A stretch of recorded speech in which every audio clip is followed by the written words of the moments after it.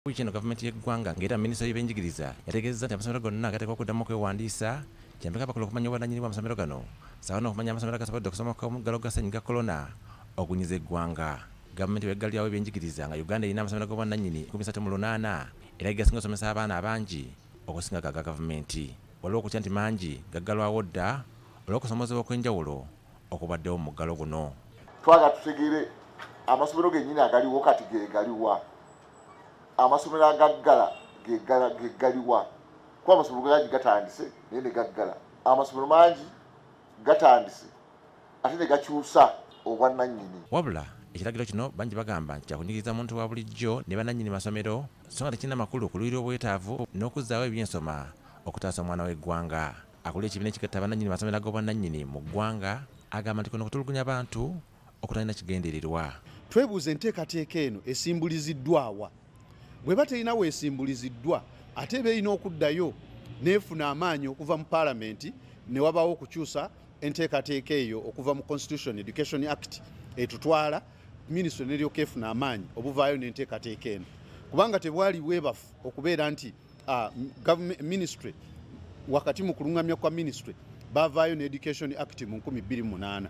Okusinziira ku nteekateeka empya amasomero gonna gakuzzanga layisinsi yago obujja buli myaka 5 bano gye bogeddeko ng'ekyobulabe ennyo eri enkulaakulana y'amasomero n'ebyenjigiriza. Tugitunuulira ng'ekintu ekigendereddwamu okuteekawo amasomero okubeera nti ga kiseera. Kuba essomero teritandika kugula ttaka eriri mu millions and millions and billions ne lizimba ebizimbe ebiri mu millions and billions nga lyeteeseteese okuggala mu myaka 5. Gavumenti yalibadde eyongera maanyi mu inspectorate nesobola okunnyikiza n'okunyweza. Ate bw'osalawo nga oleese enteekateeka ng'eggala masomero ekyo nakyo kirina obulabe ku future y'ebyenjigiriza kubanga ebyenjigiriza bikwatiddwa private sector. Olwaleero tomanyi abasomesa bogenda okuwandiisa bali bameka bali liddawa ko tobamanyi yebimu ku requirements nga registeringa. Ekyokubiri ku requirement bakulaga nti olina okulaga ebifaananyi by'abaana.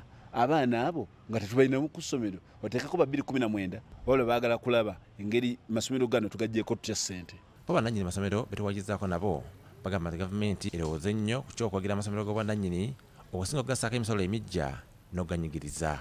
Omuntu agenza okufuna billions oba billioni esukka mu emu okudevelopinga essomero okukola research okuzimba ebizimbe n'ebisasula abasomesa liba terikyasobola kufuna nsimbi ezo kubanga terisobola kulisasula nga liyita mu myaka emeka 5. Yaliko omubaka wa paalamenti era omutandisi w'essomero lya Eden College Ssempala Kigozi Ssajja lya Beene agamba nti ekiseera gavumenti eteekenya essira ku kuyamba amasomero g'obwannannyini ssaako okusaba amateeka amapya agasitula ebyenjigiriza. Embanga maze okubeera fully licensed ne license ku division musasudde license yange era ku municipality ne property tax maze omusasula gwe government omaze okuntwalako byonna ate kati onzigalawo just because you want me to re-register which I did under the law. Tiwali Education Act mpya. Education Act mwe twaregisteringira yeriwo akati bakozeeyo empya etugamba nti tuddamu okuregisteringa. Mu nkola eriwo olwaleero amasomero g'obwannannyini gatwalibwa nga bizinensi etukola amagoba so singa ezo eziyamba okukuza eggwanga. Ono yali amagezi gawadde gavumenti okutereeza ebyenjigiriza. Bwetegendereza ebintu bino bijja gitabukako owulira era olaba bagezaako kugamba mbu fees tuzazicontrollinga ocontrollinga otya ekintu naawe kyotalina mu mukono. Robert Mwanje, BBS Telefina.